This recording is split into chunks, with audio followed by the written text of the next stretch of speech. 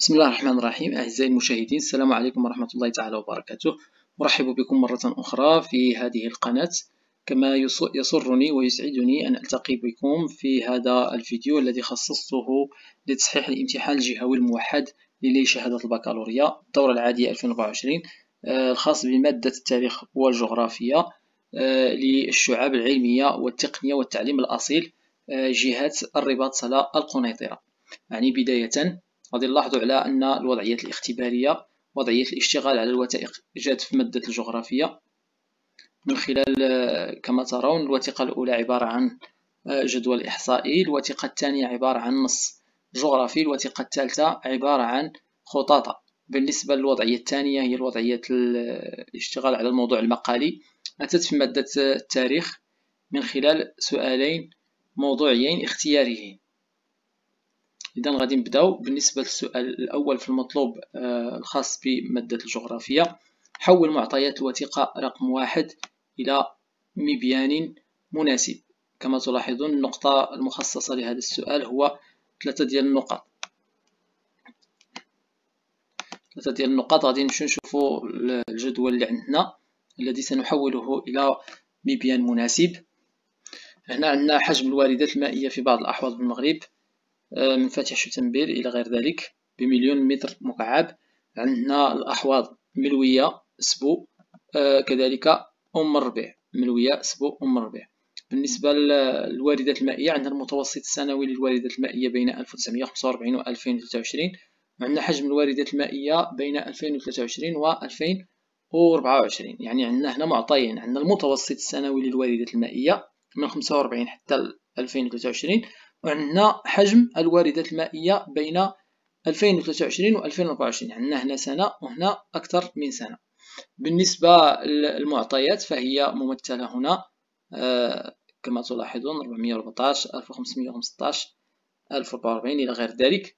بالنسبة للمبيان المناسب لهذا الجدول وهو المبيان بالأعمدة بطبيعة الحال، وسيكون على هذا الشكل الذي أعددته سابقا. سيكون على هذا الشكل. بالنسبة للمقياس فهذا مقياس مناسب. ثم كذلك يعني العنوان، فهو هذا العنوان هو عنوان الذي وارد، هو العنوان الوارد في الجدول. بالنسبة للمفتاح سيكون على هذا الشكل: متوسط سنة الواردات المائية بين 1945 و 2023 باللون الأزرق. حجم الواردات المائية سيكون باللون الأحمر أو اللون الاختياري، يعني اللون هنا اختياري. بالنسبة للتمثيل سيكون على هذا الشكل: محور الأفاصيل عندنا ملوية، عندنا حوض سبو كذلك حوض أم الربيع. يعني سيكون على هذا الشكل، التمثيل سيكون على هذا الشكل. بطبيعة الحال ممكن أننا ندير طريقة أخرى في التمثيل، ولكن باش نديرو مثلا المفتاح غادي نديرو فيه ملوية وسبو وأم الربيع، وبالنسبة لمحور الأفاصيل نديرو فيه حجم الواردات وكذلك متوسط الواردات. ولكن أرى أن هذه الطريقة هي الأنجع وهي المرنة في المقارنة. هذا بخصوص السؤال الأول بطبيعة الحال بإضافة السلم وإضافة المصدر. بالنسبة للسؤال الثاني في المطلوب: قارن انطلاقا من المبيان المنجز حجم الواردات المائية للأحواض الثلاثة من شتنبر 2023 إلى يناير 2024 مع المتوسط السنوي للواردات بين 1945 و 2023. هنا المقارنة ستكون بين ماذا وماذا؟ بين حجم الواردات لهذه الأحواض الثلاثة وكذلك المتوسط السنوي للواردات من 1945 حتى 2023. بالنسبة للإجابة على هذا السؤال ستكون على هذا الشكل التالي. غادي نكتبوا بحال هكا: حسب المبيان فإن حجم الواردات المائية للأحواض المائية الثلاثة، وغادي نديروا بين قوسين ملوية سبو أم الربيع، بين عامي 2023 و 2024 فهو أقل من المتوسط السنوي للواردات بين عامي 1945 و 2023. يعني بهذا الشكل هذا فهو أقل من المتوسط السنوي للواردات بين عامي 1945 و 2023. يعني الإجابة ستكون على هذا الشكل، لأن المقارنة هنا بين حجم الواردات ومتوسط المتوسط السنوي للواردات. بخصوص السؤال رقم 3: استخرج من الوثائق المعطيات الجغرافية الآتية: ألف، الوثيقتين من الوثيقتين 1 و 2 وضعية الموارد الطبيعية بجهة الرباط سلا القنيطرة. يعني غادي نمشيو للوثيقة رقم 1 و 2. بالنسبة للوثيقة رقم 1 راه هي سميتو الجدول، وبالنسبة رقم 2 فإنها هي النص الجغرافي. هنا غادي نستخرجوا وضعية الموارد الطبيعية. بخصوص الجدول أو بخصوص المبيان اللي درنا، يعني وضعية الموارد المائية، أولا غادي أنا كنفضل أننا نديرو بحال هكا، يعني نهضروا على الموارد المائية بوحدها ونهضروا على الغابات والغطاء النباتي بشكل يعني منفرد. يعني غادي نبداو أولا بالموارد المائية. الموارد المائية من خلال الجدول أو من خلال المبيان اللي درنا. أولا قبل ذلك غادي نديرو من خلال الوثيقتين، نكتبو بحال هكا، فإن وضعية الموارد الطبيعية هي وضعية مقلقة من خلال ماذا؟ أولا الموارد المائية، 2 نقط. عندنا تراجع حجم الواردات المائية بشكل كبير بالمقارنة مع ماذا؟ بالمقارنة مع المتوسط السنوي المعهود. أضف إلى ذلك ماذا؟ غادي نجو لهذا، غادي نجو للنص، غادي نحددو بالنسبة لوضعية الموارد المائية. أولا من خلال النص، رغم إيجابية التحولات المجالية بساحل الغرب المتمثلة أساسا في تحسين الأوضاع الاقتصادية والاجتماعية للسكان، فإن هذا المجال قد تأثر سلبا بهذه التحولات من خلال توسيع مجال الزراعة على حساب المراعي والغابات والمجاز، وبالتالي تراجع مجال الرعي وتدهور الغطاء النباتي الطبيعي وتقلص حجم المياه. هنا عندنا تقلص حجم المياه، يعني كذلك من وضعية مما يبين وضعية الموارد المائية هنا تقلص حجم المياه بفعل الضغط المكثف عليها في عملية الري، وتزايد حجم تلوثها، يعني تزايد حجم تلوث المياه، تزايد حجم تلوث المياه فعل استعمال مختلف الأسمدة والمبيدات. وقد بدت نتائج التحولات أكثر وضوحا في سنوات الجفاف، حيث تزايد الطلب على المياه وارتفاع عدد الآبار المستغلة، يعني كذلك تزايد الطلب وارتفاع الآبار المستغلة. وأصبح المجال الساحلي للغرب يعاني ظاهرة الترمل على طول المجال كتبان نتيجة سحب الرمال البحرية وانتشارها فوق الأراضي الزراعية. يعني هذا على مستوى الموارد المائية. غادي نجي لمجال آخر اللي هو حسب الغابات والغطاء النباتي.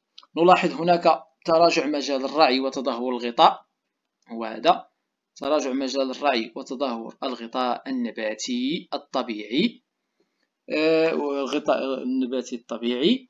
ثم ماذا؟ تراجع الغابات والمرجات، تراجع المراعي والغابات وكذلك المرجات. على مستوى آخر عندنا يعني أصبح المجال الساحلي للغرب، يعني على مستوى البيئي مثلا أو على المستوى الساحلي، تراجع المجال الساحلي يعني ظاهرة الترمل على طول مجال الكتبان نتيجة ماذا؟ زحف الرمال البحرية وانتشارها فوق الأراضي الزراعية.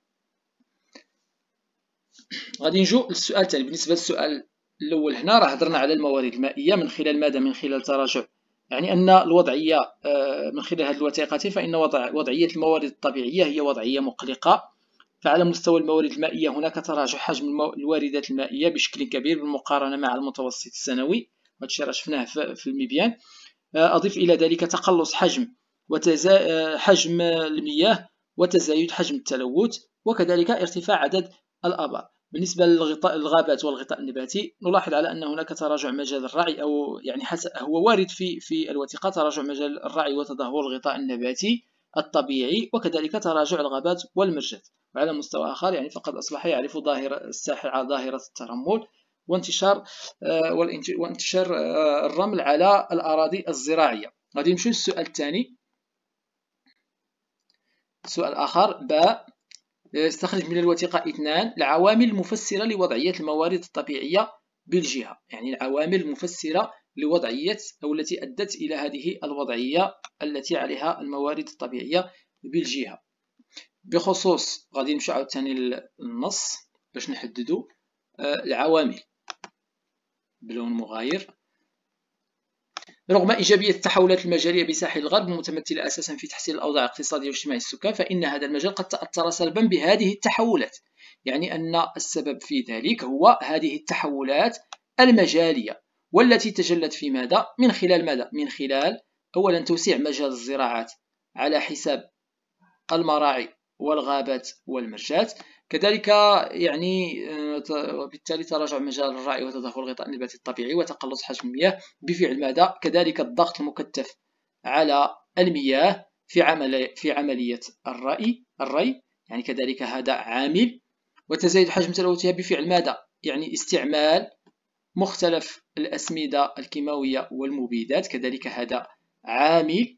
ثم وقد بدت نتائج هذه التحولات أكثر وضوحا في سنوات الجفاف، حيث تزايد الطلب على المياه، يعني كذلك تزايد الطلب على المياه فهو عامل. وأصبح المجال الساحلي للغرب يعاني ظاهرة الترمل على طول مجال الكتبان، كذلك زحف الرمال كذلك هو عامل في هذا في وضعية الموارد. يعني بخلاصة غادي نكتبوا أن يعني السبب أو العوامل التي المفسرة لوضعية الموارد الطبيعية هي التحولات المجالية لساحل الغرب من خلال توسيع مجال الزراعة على حساب المراعي والغابات، كذلك الضغط المكثف على عملية الري، ثم استعمال الأسمدة والكيماويات والمبيدات، وتزايد الطلب على المياه والآبار المستغلة، وزحف الرمال البحرية. غادي نمشيو السؤال آخر. جيم. إجراءات عقلنة استغلال الموارد المائية في المجال الفلاحي بالمغرب.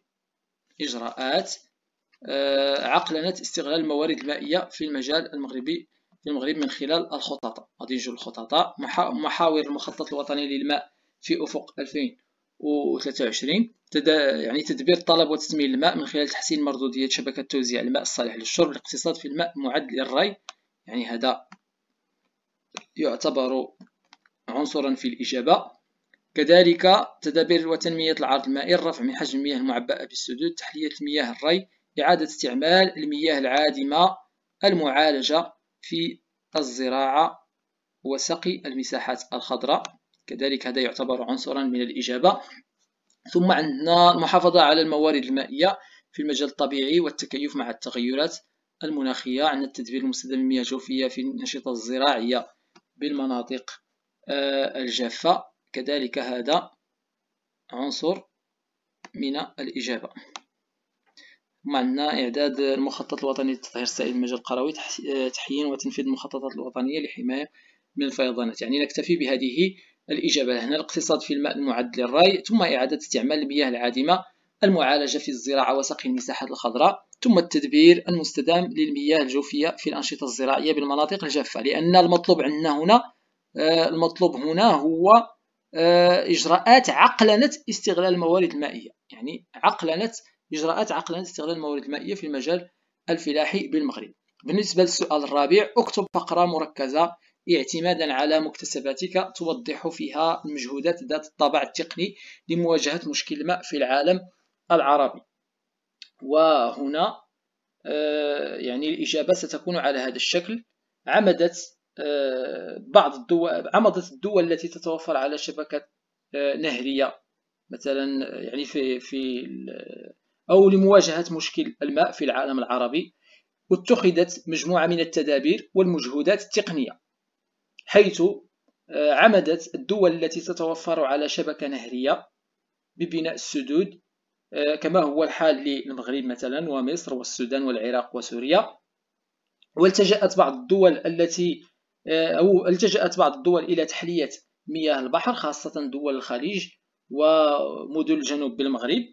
كما أقامت مثلا ليبيا مشروع النهر الصناعي الذي ينقل المياه الباطنية عبر قنوات كبيرة من الجنوب نحو شمال البلاد. يعني نكون قد أجبنا من خلال هذا الذي ذكرت في فقرة عن السؤال رقم 4 الخاص بالفقرة المركزة. أعيد مثلا لمواجهة مشكل الماء في العالم العربي اتخذت مجموعة من التدابير والمجهودات التقنية، حيث ذهبت الدول التي تتوفر على شبكة نهرية ببناء السدود، كما هو الشأن للمغرب ومصر والسودان وكذلك العراق وسوريا. والتجأت بعض الدول إلى تحلية مياه البحر، خاصة دول الخليج وكذلك مدن جنوب المغرب.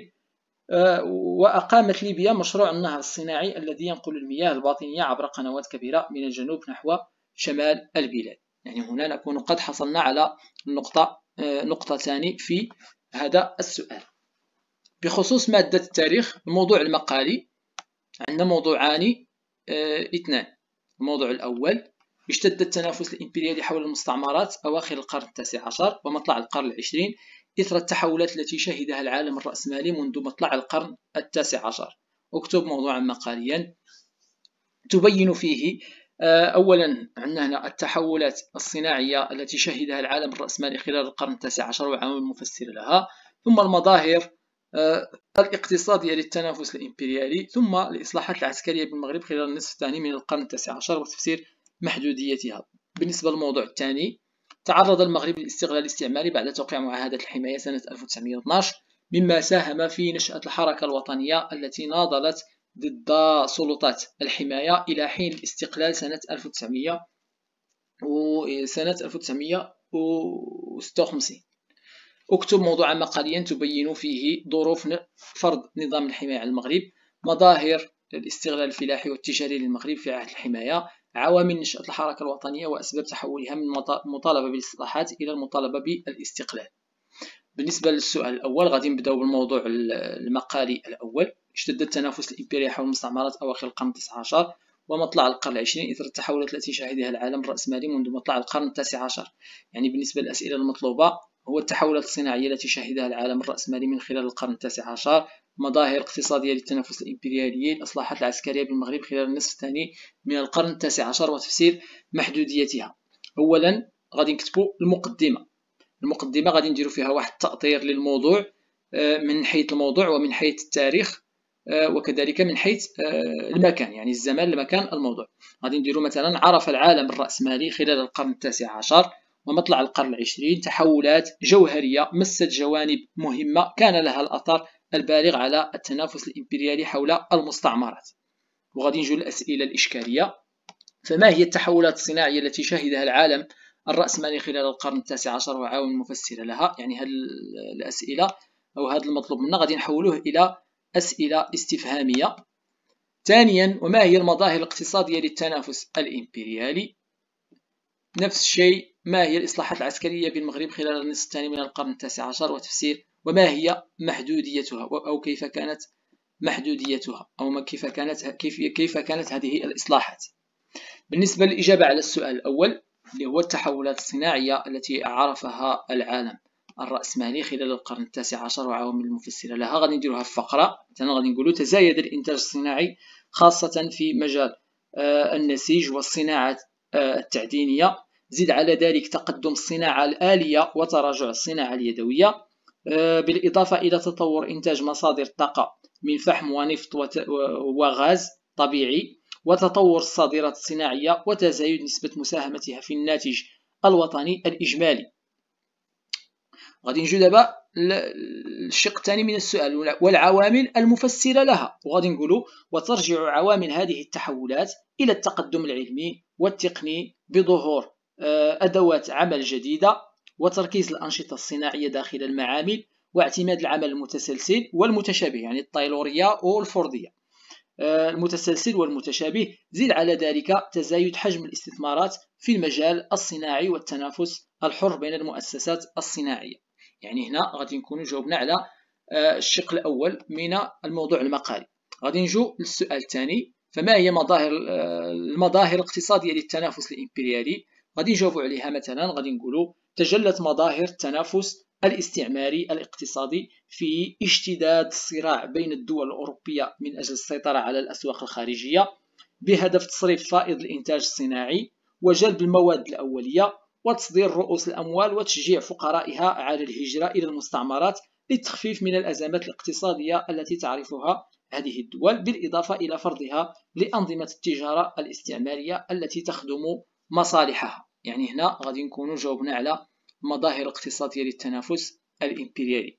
غادي نجو الفقرة الثالثة اللي كتجاوب لنا على السؤال ديال الإصلاحات العسكرية بالمغرب خلال النصف الثاني من القرن التاسع عشر وتفسير محدوديتها، وغادي نكتبوها فقرة على الشكل التالي: باشرت الدولة مجموعة من الإصلاحات العسكرية خلال النصف الثاني من القرن التاسع عشر من خلال إرسالها لبعثات طلابية لأوروبا، وذلك لمتابعة التكوين العسكري واستخدامها لأطر أوروبية لتدريس الجيش المغربي، وعملت على شراء الأسلحة الحديثة وتشييد مصنعين للأسلحة، أحدهما كان بفاس والآخر بمراكش. كما أنشأت أسطول بحري لحماية السواحل المغربية وعلى الرغم، يعني غادي نجاوب على الشق الثاني من السؤال، يعني تفسير المحدودية.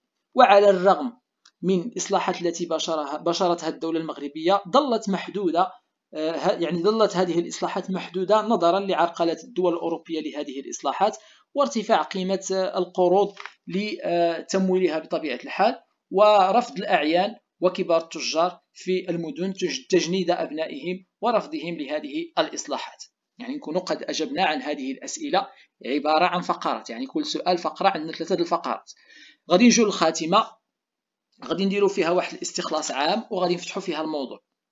كان للتحولات الصناعية بأوروبا دورا في زيادة الإنتاج، الأمر الذي دفع الدول إلى التنافس على المستعمرات، مما تأثر معه المغرب كأحد هذه المستعمرات، فسعى إلى مباشرة إصلاحات لمواجهة هذه الأطماع، لكنها فشلت وسقطت البلاد تحت الاستعمار أو تحت رحمة الاستعمار. يعني هنا فتحنا الموضوع، يعني باش ولا نقدروا مثلا نفتحوا الموضوع على الحماية. يعني هنا غادي نكونوا أجبنا عن السؤال الأول. بالنسبة للموضوع الثاني،